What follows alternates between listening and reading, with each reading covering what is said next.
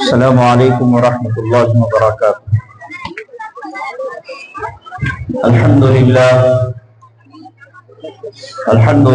وکفى وسلام علی عباده الذین اصطفى، اما بعد،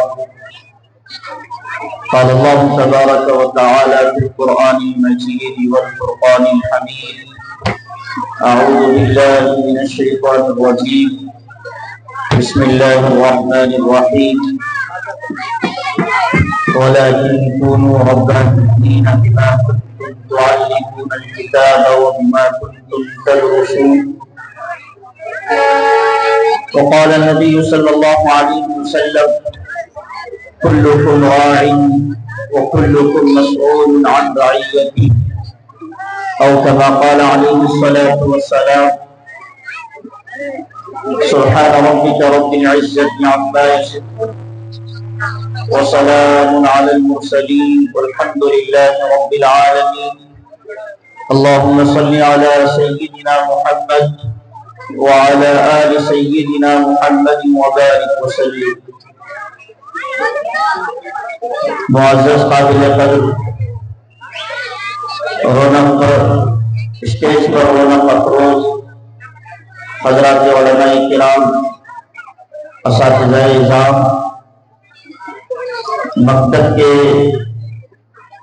جملہ ذمہ دار اور عمائدین شہر، اہلیان محلہ، میں سب سے پہلے معذرت چاہتا ہوں کہ میں تاخیر سے پہنچا، حالانکہ عصر کے بعد سے فون کر کے مجھے اطلاع دی گئی تھی کہ جلسہ چل رہا ہے، آپ تشریف لائیں، لیکن مصروفیت اور مشغولیت کی وجہ سے تاخیر ہوئی۔ امید کرتا ہوں کہ آپ میری معذرت قبول کریں۔ بزرگ اور عزیز نوجوانوں، اصل تو پروگرام ہو چکا ہے۔ مکتب کا جو پروگرام ہوتا ہے سال میں ایک مرتبہ، سالانہ پروگرام جسے کہتے ہیں، اس میں بچوں ہی کا پروگرام، بچیوں ہی کا پروگرام اہم ہوتا ہے۔ ہم ان بچوں کو، مکتب میں پڑھنے والے، ان کے پروگرام کو غور سے سنیں اور ان کی ہمت افزائی کریں تو یہ بچے مستقبل میں دین کے قابل بنیں گے۔ اس لیے جگہ جگہ سال میں ایک مرتبہ آخر میں سالانہ جلسہ کیا جاتا ہے، مکتب کا جلسہ ہوتا ہے، اس میں بچے اپنا پروگرام پیش کرتے ہیں۔ تقاریر سے، بیان سے بھی اہم بچوں کا پروگرام ہوتا ہے۔ بچے سال بھر جو پڑھتے ہیں اور اپنے پروگرام کے لیے جو محنت کرتے ہیں اس کو ہمارے سامنے، آپ کے سامنے پیش کرتے ہیں، اور اس امید کے ساتھ پیش کرتے ہیں کہ ہم ان کے پروگرام کو غور سے سنیں گے اور ان کی ہمت افزائی کریں گے۔ ہمت افزائی کی دین کے معاملے میں، خیر کے کاموں کے معاملے میں بہت اہم ہے، ضروری ہے۔ ان بچوں کی ہمت افزائی ہوگی تو پتہ نہیں یہ بچے کیا بنیں گے آئندہ چل کر۔ کوئی ان میں سے دین کا خادم بنے گا، کوئی ان میں سے حافظ بنے گا، کوئی ان میں سے عالم دین بنے گا، کوئی ان میں سے دین کے مسائل کا علم رکھنے والا بنے گا، کوئی خود کے مسائل کو جاننے والا بنے گا، کوئی کئی کتابوں کو یاد رکھنے والا، سمجھنے والا اور امت کو سمجھانے والا بنے گا۔ اور سب سے اہم بات یہ ہے کہ یہ بچے جو آج مکتب میں پڑھ رہے ہیں، یہاں یہ اپنے ایمان کو، اپنے عقیدے کو اور اپنے دین کو مضبوط کر رہے ہیں۔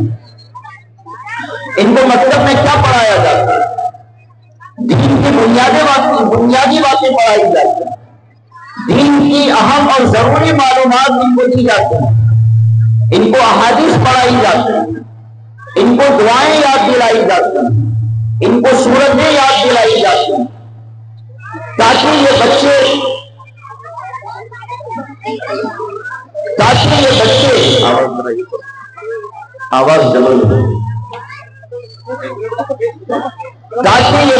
مستقبل میں فیوچر میں دین کے مضبوط سپاہی اور مضبوط خادم بنے، ہر اعتبار سے دین پر جمنے والے بنے اور دوسروں کو دین پر جمانے والے بنے، امت کی صحیح رہبری اور رہنمائی کرنے والے بنے۔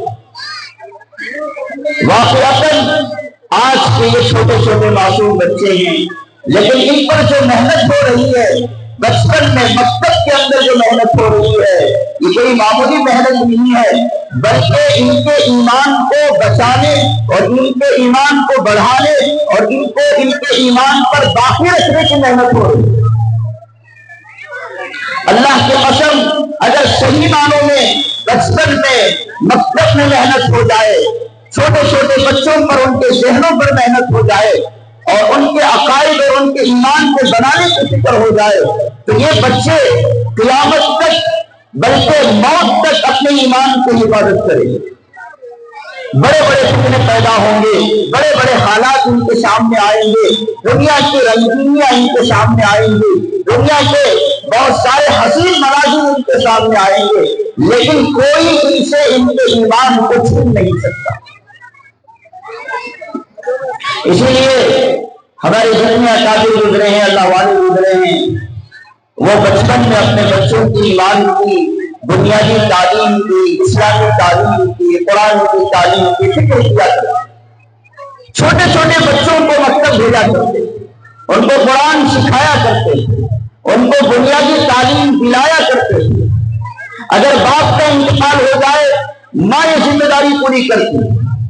حضرت شیخ عبد القادر جیلانی رحمۃ اللہ علیہ کا واقعہ تو ہم نے بارہا سنا ہے، کتابوں میں بھی ہم نے پڑھا ہے، لیکن بزرگوں اور عزیز نوجوانوں ذرا غور کرو، حضرت شیخ عبد القادر جیلانی رحمۃ اللہ علیہ جن کو پیران پیر کہا جاتا ہے، جن کو تمام ولیوں کا سردار کہا جاتا ہے، جن کے چہرے کو دیکھ کر نہ جانے کتنے ہزاروں انسانوں نے ایمان اور اسلام کو قبول کیا، نہ جانے کتنے دلوں کو ان کے اخلاق نے متاثر کیا ہے، حضرت شیخ عبد القادر جیلانی رحمۃ اللہ علیہ کی تربیت ان کی ماں نے کی۔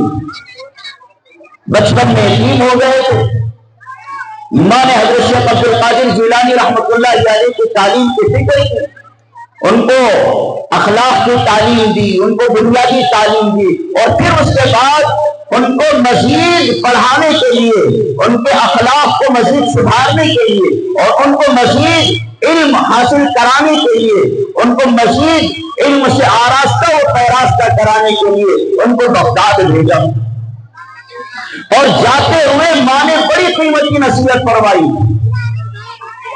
دیکھیے یہاں مائیں بھی بیٹھی ہیں، عورتیں بھی بیٹھی ہیں، ان کا کردار بچوں کے بنانے میں بہت اہم ہوتا ہے۔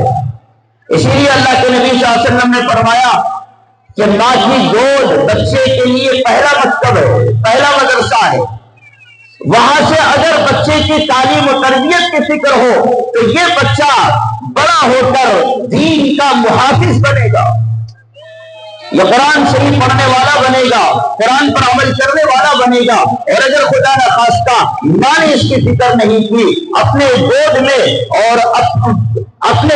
اگر ماں نے بچے کی اپنے بچے کی صحیح فکر نہیں کی تو یقیناً وہ بچہ ہاتھ سے نکل جاتا ہے،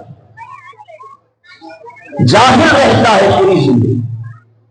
حضرت شیخ عبد القادر جیلانی رحمۃ اللہ علیہ کی والدہ نے ان کے لیے، حضرت شیخ عبد القادر جیلانی رحمۃ اللہ علیہ کے لیے سامان تیار کیا اور پھر کچھ پیسے ان کو دیے، 40 اشرفیاں ان کے کرتے میں رکھ کر بغل کے نیچے ان کو سی، اور پھر نصیحت کرنے لگی کہ بیٹا جو بھی ہو جائے ہر مصیبت و پریشانی کا سامنا کر لینا، لیکن زندگی میں کبھی جھوٹ نہ بولنا۔ جب ماں اس کی فکر کرتی ہے تو اس کے گود میں اور اس کی آنچل میں، اس کے آغوش میں تربیت پانے والا بچہ شیخ عبد القادر جیلانی رحمۃ اللہ علیہ بنتا ہے، ولی بنتا ہے، عالم بنتا ہے، باکمال انسان بنتا ہے۔ ماں نے بچے کو کہا بیٹا جو بھی ہو جائے راستے میں خطرات آئیں گے، ان کا سامنا کر لینا، لیکن کبھی بھی جھوٹ نہ بولنا، کسی کو دھوکہ نہ دینا۔ راستے میں ایک قافلہ آیا ڈاکوؤں کا، ہم سب جانتے ہیں، ڈاکوؤں نے لوٹ لیا، سب کا سامان ضبط کر لیا۔ جب اس بچے کے پاس آئے اور بچے سے پوچھا کہ تیرے پاس کیا ہے، بچہ کہنے لگا کہ میرے پاس 40 اشرفیاں ہیں۔ وہ جو آدمی آیا تھا چیک کرنے کے لیے، وہ چھوٹا ڈاکو تھا، تلاشی لینے کے لیے، اس نے سمجھا کہ شاید یہ چھوٹا بچہ مذاق کر رہا ہے، دل لگی کر رہا ہے، وہ چلا گیا۔ پھر دوسرا ڈاکو آیا، اس نے پوچھا کہ تیرے پاس کیا ہے، تو وہ چھوٹا سا معصوم ننھا بچہ وہ کہنے لگا کہ میرے پاس 40 اشرفیاں ہیں۔ تو اس نے یہ سمجھا کہ شاید مجھ سے بھی یہ مذاق کر رہا ہے۔ اب وہ ڈاکو لے کر گیا بڑے ڈاکو کے پاس، سردار کے پاس۔ سردار نے پوچھا کہ تیرے پاس کیا ہے، تو حضرت شیخ عبد القادر جیلانی رحمۃ اللہ علیہ کو ماں کی وہ نصیحت یاد آ گئی۔ ماں نے کہا بیٹا جو بھی زندگی میں خطرہ پیش آئے اس خطرے کا سامنا کر لینا، لیکن کبھی جھوٹ نہ بولنا۔ فوراً حضرت شیخ عبد القادر جیلانی رحمۃ اللہ علیہ نے کہا کہ میرے پاس 40 اشرفیاں۔ دیکھیے یہ بچپن کی تعلیم کا نتیجہ ہوتا ہے۔ بچپن میں بچے کا دماغ، بچے کا ذہن بالکل خالی ہوتا ہے۔ آپ اس خالی ذہن پر جو فٹ کریں گے، جو بٹھائیں گے، جو آپ تعلیم دیں گے، جو آپ اخلاق دکھائیں گے، جو آپ کردار اور کیریکٹر اس کے سامنے پیش کریں گے، وہی اس کو دل و دماغ پر نقش کر جائے۔ حضرت شیخ عبد القادر جیلانی رحمۃ اللہ علیہ نے اپنی ماں کو بچپن میں دیکھا تھا، انہوں نے کبھی جھوٹ نہیں کہا تھا۔ بچپن میں دیکھا تھا ماں نے، حضرت شیخ عبد القادر جیلانی نے اپنی ماں کو دیکھا تھا، وہ ہمیشہ باوضو رہتی تھی، وہ نمازوں کی پابندی کرتی تھی، وہ قرآن پڑھتی تھی، وہ رمضان کے روزے رکھتی تھی، وہ اللہ کا ذکر کرتی تھی، اور اللہ کے سامنے رات میں اٹھ کر مناجات کرتی تھی، اور اللہ کے سامنے آہوازاری کرتی تھی، 2 رکعت تہجد پڑھ کے رویا کرتی تھی، دعائیں مانگا کرتی تھی، اللہ کے سامنے پلک پلک کر روتی تھی۔ بچے نے دیکھا تھا، بچے کے ذہن میں، دل و دماغ میں ایک تصویر بیٹھ گئی تھی کہ میری ماں نیک ہے اور مجھے ایسا ہی بننا ہے۔ اور ماں نے نصیحت کی تھی کہ بیٹا ہمیشہ سچ بولنا۔ بزرگ اور عزیز نوجوانوں، دیکھیے جب بچپن میں بچے کے ایمان کو بنایا جاتا ہے، اچھی باتوں کی بچپن میں بچے کو تعلیم دی جاتی ہے، سچ بولنا سکھایا جاتا ہے، تو پھر وہ سچ بڑوں کی ہدایت کا ذریعہ بن جاتا ہے۔ ڈاکوؤں نے حضرت شیخ عبد القادر جیلانی رحمۃ اللہ علیہ کی تلاشی جب ہوئی، بڑے ڈاکو نے کہا کہ دیکھو ذرا تلاشی لو، اچھی طرح تلاشی لو۔ تو حضرت شیخ عبد القادر جیلانی رحمۃ اللہ علیہ نے کہا، چھوٹے سے بچے نے کہا کہ میرے پاس 40 اشرفیاں ہیں، لیکن اندر ہے، جب تک میں نہیں دکھا سکتا تم نہیں دیکھ سکتے۔ اور پھر اس کے بعد انہوں نے دکھایا تو 40 اشرفیاں واقعتاً وہاں موجود تھی۔ ڈاکوؤں کو بڑا تعجب ہوا، حیرانی سے اس ڈاکوؤں کی جماعت نے پوچھا کہ آخر سچ بولنے پر تمہیں کس چیز نے مجبور کیا؟ تو جھوٹ بول کے بچ سکتا تھا، ویسے تو بچہ ہے، تیرے پاس تو ہم سمجھتے تھے کچھ نہیں ہے، تو جھوٹ بولتا تو بچ سکتا تھا، لیکن آخر تمہیں سچ کیسے کہا؟ سچ کیوں کہا؟ کیا مجبوری تھی؟ تو بزرگ اور عزیز نوجوانوں، مکتب کی تعلیم کا، ماں کی تعلیم کا، بچپن میں بچے کے اخلاق کو سدھارنے کا یہ نتیجہ تھا کہ بچے نے جواب دیا، میری ماں نے مجھے نصیحت کی تھی کہ میں کبھی بھی جھوٹ نہ کہوں، میں ہمیشہ سچ کہوں، اس لیے میں نے سچ کہا، چاہے جو بھی ہو جائے، آئندہ زندگی میں سچ کہوں گا۔ تو ڈاکوؤں نے اس وقت علل اعلان توبہ کی۔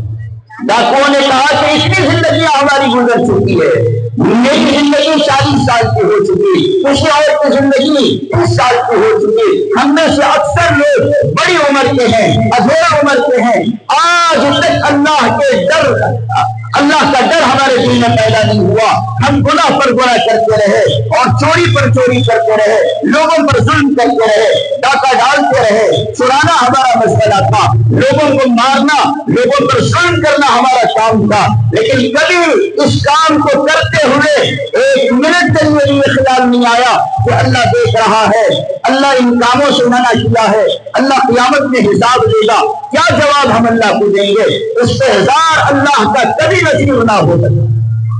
لیکن یہ چھوٹے سے بچے کو جس کی عمر 7 سال یا 11 سال ہے، اللہ کا اتنا استحضار ہے، اللہ کا اتنا ڈر ہے، اتنی چھوٹی سی عمر میں یہ بچہ کہہ رہا ہے کہ میری ماں نے مجھے نصیحت کی ہے سچ بولنے کی، میں سچ کہوں گا۔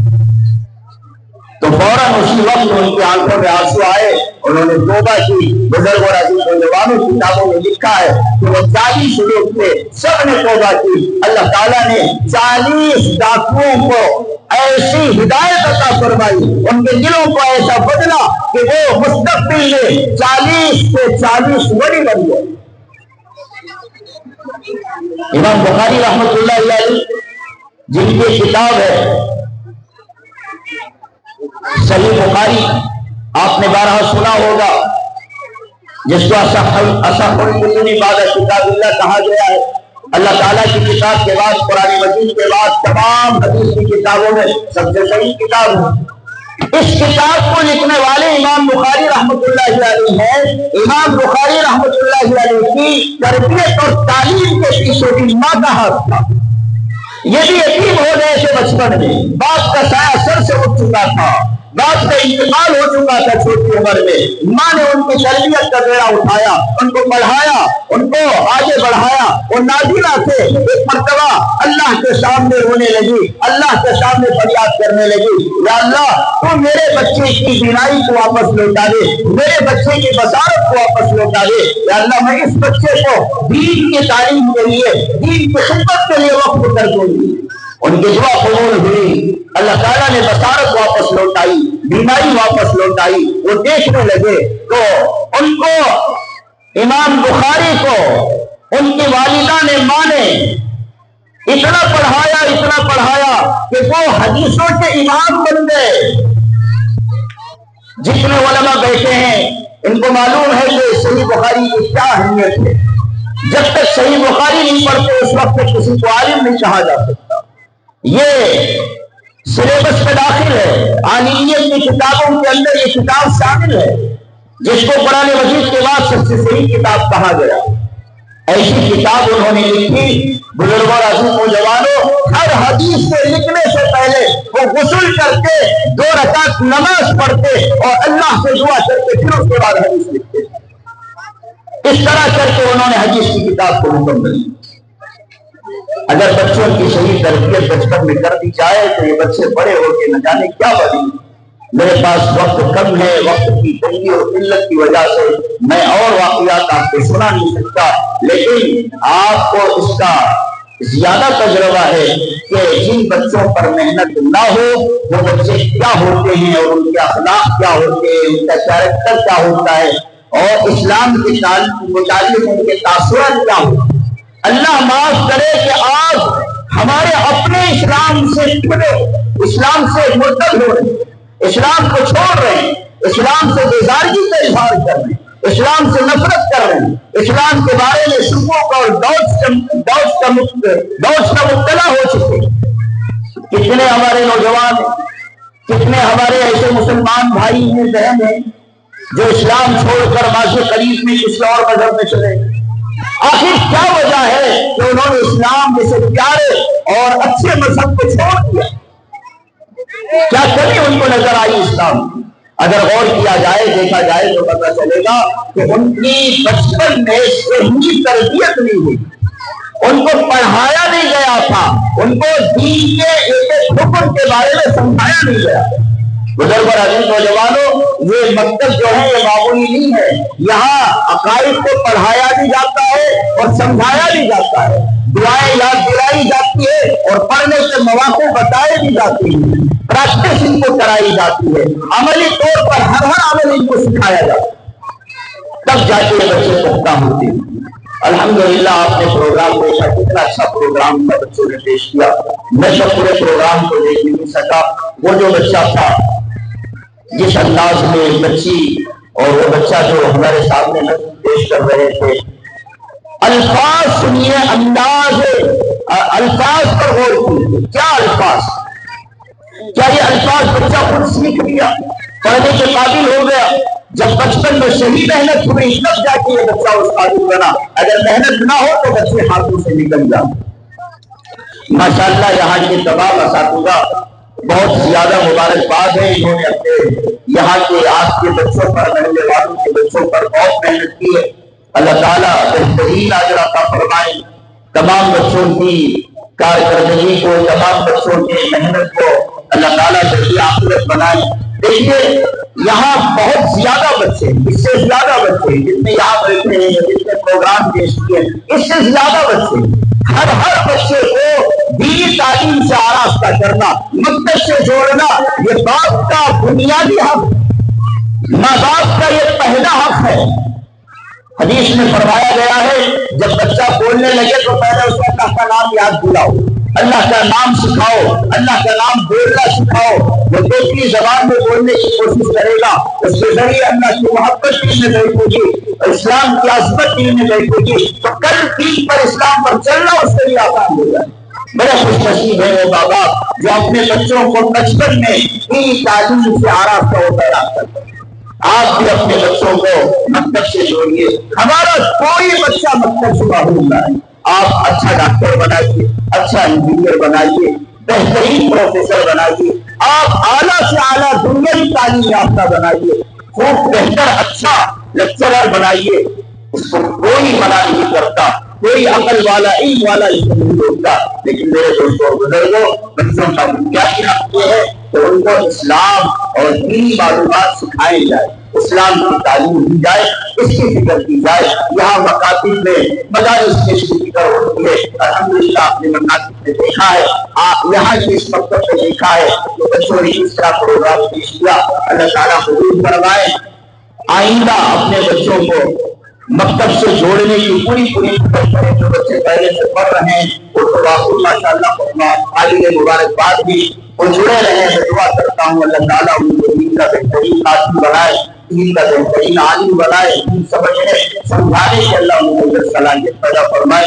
جو بچے نہیں آئے ہیں، جن کے ماں باپ اپنے بچوں کو مکتب سے نہیں جوڑے ہیں، ان سے میں گزارش کرتا ہوں کہ وہ اپنے بچوں کو مکتب سے جوڑیں، ان کے جو دینی تعلیم کی فکر کریں۔ خدا نہ خواستہ کہیں دیر نہ ہو جائے، کہیں دیر نہ ہو جائے، ابھی وقت ہے۔ جیسے دنیا کے کاموں کے تعلق سے ہم فکر کرتے ہیں، مکتب کے تعلق سے ہم فکر۔ آخری بات مجھے یہ حکم دیا گیا ہے کہ رمضان کے متعلق کچھ بات میں عرض کروں۔ حضرت مولانا فیض صاحب دامت برکاتہ تشریف لا چکے ہیں، ان کا خطاب ہوگا۔ مجھے جو کہا گیا ہے آخر میں استقبال رمضان پر کچھ کہوں۔ دیکھیے ہم سب جانتے ہیں کہ شعبان کا مہینہ چل رہا ہے اور بالکل ختم کے قریب رمضان شروع ہونے ہی والا ہے۔ ایک ہفتے کے بعد پیر کے دن یوم السبت ہوگا۔ اگر اس دن چاند نظر آ جائے تو اسی دن سے رمضان شروع ہو جائے گا۔ اگر پیر کے دن چاند نظر نہ آئے تو پھر منگل کے دن رمضان شروع ہوگا، تراویح پڑھی جائے گی۔ بزرگ اور عزیز نوجوانوں، آج ہی سے تہیہ کر لے کہ انشاءاللہ ہم رمضان کے لیے پوری طرح سے تیار رہیں گے اور رمضان میں خوب عبادتیں کر کے اللہ کو منا کے اعلیٰ مقام اور اعلیٰ مراتب کو حاصل کریں گے، اللہ تعالیٰ کی خوشنودی حاصل کریں گے۔ دیکھیے اللہ کے نبی نے پیاری دعا سکھائی، اللہم بارک لنا فی رجب و شعبان وبلغنا رمضان۔ یہ دعا اہتمام سے کریں تاکہ ہمارے کاموں کو آگے پیچھے کرنے میں ہمیں مدد ہو، ہمارے وقت میں برکت پیدا ہو۔ جب برکت وقت میں پیدا ہوگی تو کاموں کو سمیٹنا آسان ہوگا، کاموں کو ترتیب دینا آسان ہوگا، رمضان میں اپنے آپ کو فارغ کرنا آسان ہوگا۔ کتنے نوجوانوں کو، کتنے آدمیوں کو ہم نے دیکھا ہے جو رمضان میں بھی بزی رہتے، کاروبار میں بزی، اپنی فیکٹری میں بزی، اپنے کارخانے میں بزی، اپنے دکان میں بزی، اپنی مشغولیات میں بزی، اپنے گھر کے کاموں میں بزی۔ ایک ہی تو مہینہ ہے اللہ کو راضی کرنے کا، اللہ کو منانے کا شروع ہے۔ رمضان میں ثواب کا عمل بڑھ جاتا ہے۔ رمضان کو نیکیوں کا مہینہ کہا گیا، نیکیوں کا سیزن کہا گیا۔ سیزن میں آدمی اپنے آپ کو تمام کاموں سے فارغ کر دیتا ہے، کھانا بھی کم کھاتا ہے، سوتا کم ہے، دوسروں سے بات چیت کم کرتا ہے، پورا کا پورا وقت اپنے کاروبار میں، اپنے مشغلے میں لگاتا ہے۔ بزرگ اور عزیز نوجوانوں، رمضان آ رہا ہے، نیکیوں کا سیزن، نیکیوں کا موسم ہے۔ ہم خوب نیکیاں کمائیں۔ کیا پتا آئندہ سال ہم دنیا میں رہے یا نہ رہے، آئندہ سال کا رمضان ہمیں ملے یا نہ ملے، اس رمضان کو غنیمت سمجھے اور جہاں تک ہو سکے اللہ تعالیٰ کو خوش کرنے کی کوشش ہوتی ہے۔ مہمان بن کے آ رہا ہے رمضان، ہم خوب اس کا حق ادا کریں۔ جیسے ہمارے مہمان آتے ہیں اپنے گھروں کو، اگر ہم ان کی خاطر تواضع نہ کریں، اگر ان کا صحیح طرح سے خیال نہ رکھیں تو ناراض ہو کے چلے جاتے ہیں۔ اللہ کا مہمان آ رہا ہے، جنت کا مہمان، مسلمانوں کا مہمان آ رہا ہے، ہمارے درجات کو بلند کرانے والا، ہمارے گناہوں کو معاف کرانے والا مہینہ آ رہا ہے۔ ہم تھوڑی سی قربانی سے اپنے کاموں کو آگے پیچھے کریں، ترتیب بنائیں۔ انشاءاللہ رمضان میں روزہ رکھنا بھی آسان ہوگا، تراویح پڑھنا بھی آسان۔ دیکھیے ہمت کی بات ہے، آخری بات کہہ کر اپنی بات کو ختم کرتا ہوں۔ ہم دو گھنٹے، میں نوجوانوں سے عرض کرتا ہوں، دو گھنٹے کھڑے ہونے کے لیے سمجھا، دو گھنٹے کھڑے ہو کر پروگرام کرنے کے لیے سمجھا، دو گھنٹے کھڑے ہو کر شادی کے موقع پر وقت گزارنے کے لیے تیار ہیں۔ کوئی دوست ہمیں بات کرے تو ہم گھنٹے فون پر کھڑے رہتے ہیں، بات کرتے ہیں۔ اگر کوئی دوست آ جائے دن میں ملاقات کرنے کے لیے، گھنٹے اسے دے دیتے ہیں۔ کیا اللہ کے لیے اور اپنی آخرت بنانے کے لیے، اپنے آپ کو اللہ والا بنانے کے لیے، اپنے گناہوں کو معاف کروانے کے لیے، رمضان کا حق ادا کرنے کے لیے، کیا رمضان میں راتوں میں 1 گھنٹہ فارغ نہیں کر سکتے؟ 1 گھنٹہ اللہ کے سامنے کھڑے نہیں ہو سکتے؟ ہمت کر لے، 1 دن کھڑے ہو جائیں، اللہ کو آپ کا کھڑا ہونا پسند آ جائے گا، اور اسی کھڑے ہونے کی بنیاد پر اللہ تبارک و تعالیٰ آپ کے سارے گناہوں کو معاف کرے گا۔ اللہ تعالیٰ بہانے تلاش کرتے ہیں انسانوں کو معاف کرنے کے لیے، بندوں کو معاف کرنے کے لیے۔ ہمارا رمضان میں تھوڑا سا مجاہدہ ہمیں کہیں سے کہیں پہنچا دے، اللہ کا ولی بنا سکتا ہے۔ ہم اس کی کوشش کریں، ہمت کی بات ہے، تھوڑی سی ہمت کریں گے۔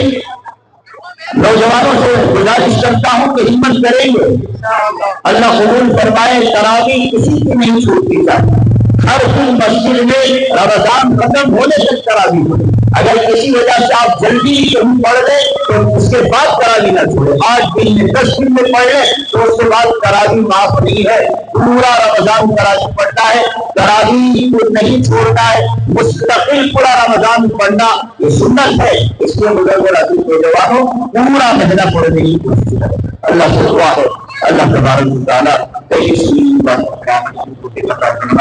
جن ذمہ داروں نے مجھے بلایا میں ان کا شکریہ ادا کرتا ہوں، اور یہاں کے تمام اساتذہ کی خدمتوں کا میں مشکور و مقبول ہوں، اور میں قدردان ہوں۔ اللہ تبارک و تعالیٰ کو قبول فرمائے، اس لیے باقی عطا فرمائے۔ الحمد للہ۔